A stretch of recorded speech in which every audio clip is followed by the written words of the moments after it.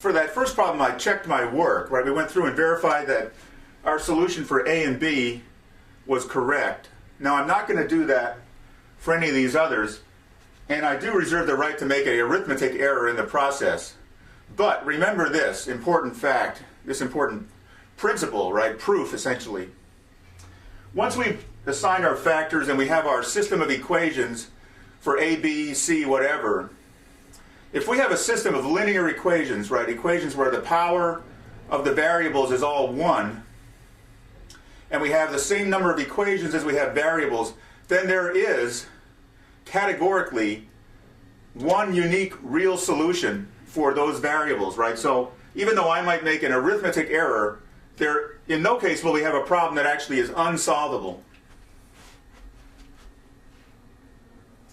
Just the thought of this partial fractions is giving me some pain in my throat here. So I imagine what it does for the average calculus student. Okay, so here's the next problem. Integral of x cubed plus 2 over the quantity x squared minus x minus 6. So now here we have a twist. What's the twist? We've got a 3 up here, and the biggest thing we have here is a 2, right? So this would be considered an improper fraction. I'm not big in those terms. They're kind of worthless. But anyway, we have a situation here where we have a 3x cubed on top and an x squared on the bottom. So now there's a couple ways to solve this.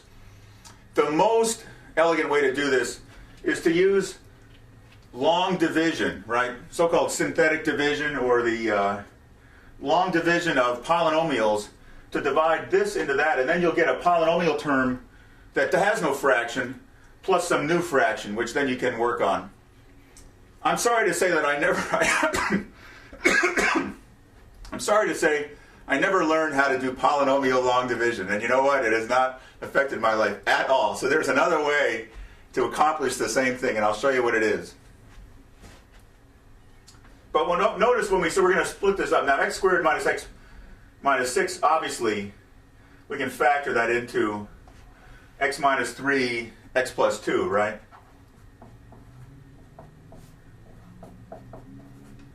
So we'll put an A here and a B here. But now notice the problem we're going to have.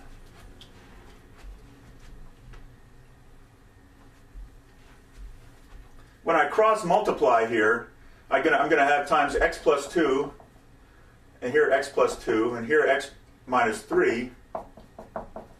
So I'm going to end up here on the top with an ax term and a bx term. But I need an x cubed, right? I'm falling short on my exponent. So there's a couple things we can do.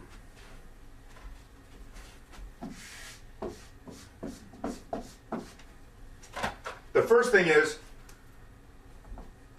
we can say this is ax plus b over x minus 3 plus c over x plus 2.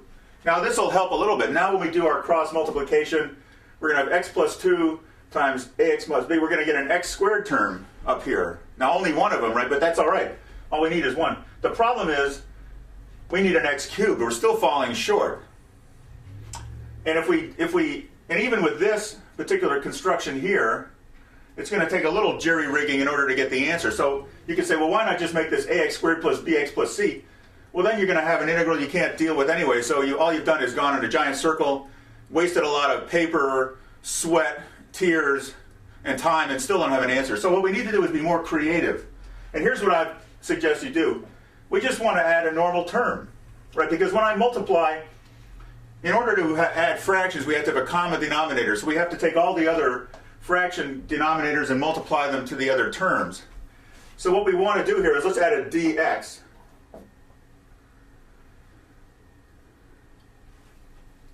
And in fact, since all we need is an x cubed, we don't need any x squared terms, I'm going to suggest that we get rid of this ax plus b here, because that just would, the ax it's only going to be 0 anyway, right? Because we don't need an x squared term. So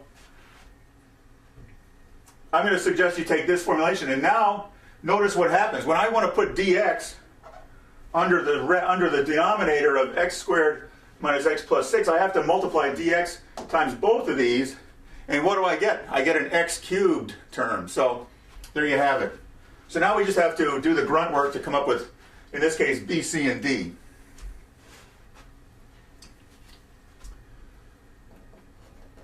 So we have here, this is the same as going to be B times x plus 2 plus C times x minus 3 plus dx times x squared minus x plus 6 minus 6 all over x squared minus x minus 6, right? So that's our common denominator step. So now we can take this and we can ignore this bottom part, but what we want to do is expand the top. So we're going to have here bx plus 2b plus cx minus 3c plus dx cubed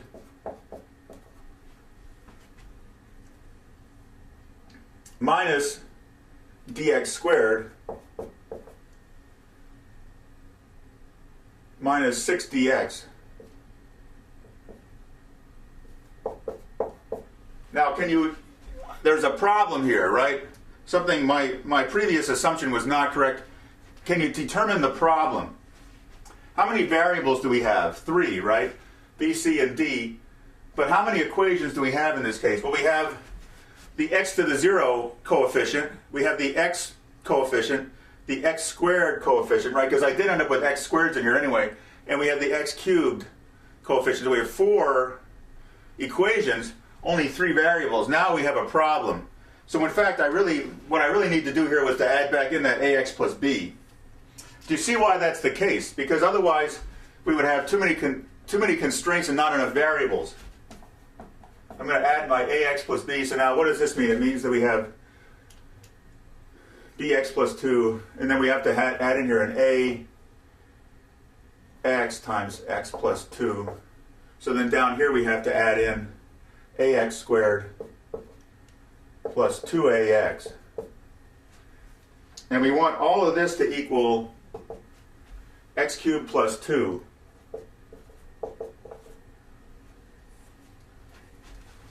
So now we have, let's write our simultaneous equations. We'll take all the x cubed terms first.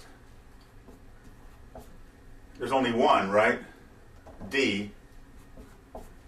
We got that one.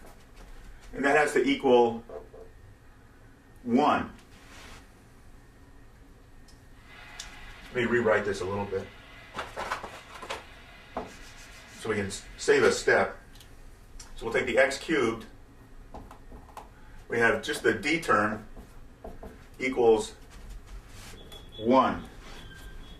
The x squared terms, we have minus dx squared. We got that one, plus a. We got that one. And over here we don't have one, so that has to equal to 0, because we don't have a x squared in the numerator of what we want. So let's do the x terms. So we have b, got that one, plus c, got that one, minus 6d, got that one, plus 2a, got that one. And do we have an x term in the numerator? No, we don't. So we want this also to be 0. And then we have the x to the 0 terms, 2b minus 3c, and that equals 2. Now, the most common mistake that's going to happen in this kind of a problem is you're going to screw up one of these terms. Either get a sign wrong, you're going to forget one. So this is a case where neatness really makes a difference. Now, did I skip any terms? No, it appears I have them all, right? Okay, so now we just have to solve these equations. Well, this d equals 1, that's easy. We put that in here. So now we have minus 1 plus a equals 0, which gives us an a equals minus 1. Now then here we have b and c. Let's take this equation, since it's only in b and c, and maybe we can make it like maybe we can make life easier. So let's rewrite this term here. So we have b plus c minus 6d, d is 1, minus 6 plus 2a, so times minus 1 minus 2 equals 0. So here we have b plus c equals 8. Right? Does that make sense? And then here we have, so now we can say b is going to equal 8 minus c. And I can plug that into this last equation. So I have it 2 here, 2 times 8 minus c minus 3c equals 2. So 16 minus 2c minus 3c equals 2. Are we gonna make a mistake here or come out with a good answer? Who knows, huh? Let's see. 16 minus 2c, so 16 minus 2 is 14 is left over here, is equal to 5c. So that would give us c equals 14 fifths. Now, in most problems, they do come out with integers. I may have made a mistake here. I really don't care because doing the grunt work is really not what calculus is about, in my opinion. If you're building a bridge, then you're going to use a whole other level of rigor in the entire problem analysis. So since we're not building a bridge that people are going to drive over, who really cares what the final number is? All right, so in any case, we have a c. This will then give us a b, right? Because b is 8 minus c, so 8 minus 14 fifths. So 40 minus 14 is going to be 26 fifths. So there's c. Here's a, here's d, and here's, oh, this is b, sorry. And here's c. So those are our 4 coefficients. So now let's look at what does the problem become. And I'm going to write it up here. So now what we're saying then is that this is the same as the integral of minus 1, b was 26 fifths, into minus x plus 26 fifths over x minus 3 dx plus c 14 fifths divided by x plus 2 plus d was 1 x. Those are the only terms we had in our decomposition. So this is obviously a polynomial, right? X squared over 2 when we integrate. So I forgot, we're going to integrate each of these. That becomes x squared over 2. This one becomes ln, 14 fifths ln of x plus 2. And then this one, we have minus x plus some number over x minus 3. What do we do here? Well, let me draw an arrow. We'll bring this down to the bottom to available space and solve it. So we have the integral minus x plus 26 fifths divided by x minus 3. Well, the thing we want to do is rewrite this in terms of that. So let's let u, so the substitution is u equals x minus 3, du is dx. So then here we have something over u, right?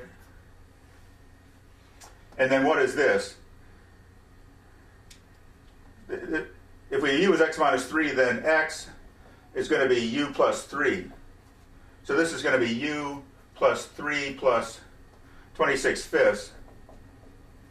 That's the same then as the integral of, it's all over u. 15 and 26 is 41.